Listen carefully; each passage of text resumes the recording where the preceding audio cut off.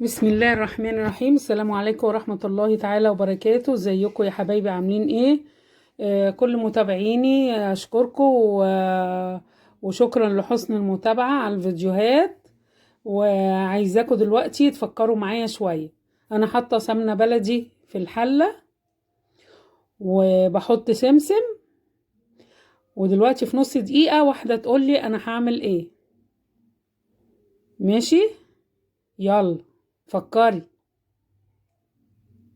هنحمص السمسم شوية كده، مش كتير طبعا، بس هنحمصه يعني عشان يطلع منه الرطوبة وكده بتاعت السقعة بالشكل اللي احنا شايفينه ده. وهنحط ايه؟ محدش يقول لي مفتقة، محدش يقول لي هتعملي مفتقة. المفتقة متعملش بالسمنة البلدي. طب هتعملي ايه يا رودي؟ اهو شايفين، محدش يقول لي حلبة محوجة. لا، ده مغات يا حبايبي لكل الأسرة، مش الوالدين بس.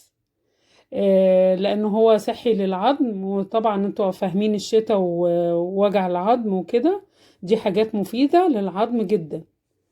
عشان كده احنا نديه للست الوالدة عشان عظمها برضو كده.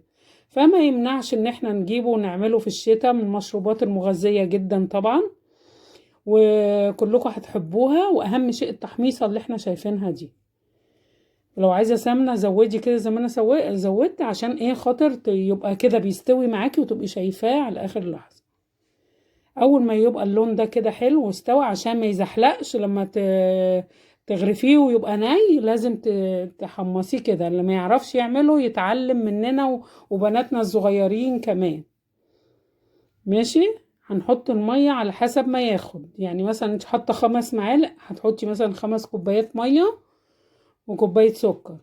في حوالي كده، انا حاطه كده يعني، ما عيرتش، بس انا ايه بعرف اعمله يعني. لو لقيته هو تخين هزوده ميه عادي، مفيش مشكله طبعا، بالنسبه لنا مفيش مشكله. فاحنا شايفينه يا حبايبي، بص التخن ده كده احنا بنحبه. لو انت عايزاه اخف من كده عشان الاطفال تشربه، يعني يبقى عامل زي الشاي كده او العصير او كده، تخفيه شويه عشان الاطفال. لكن بالنسبه لنا كده جميل جدا والله، والسمك بتاعه جميل. وهنغرفه اهو في المجات.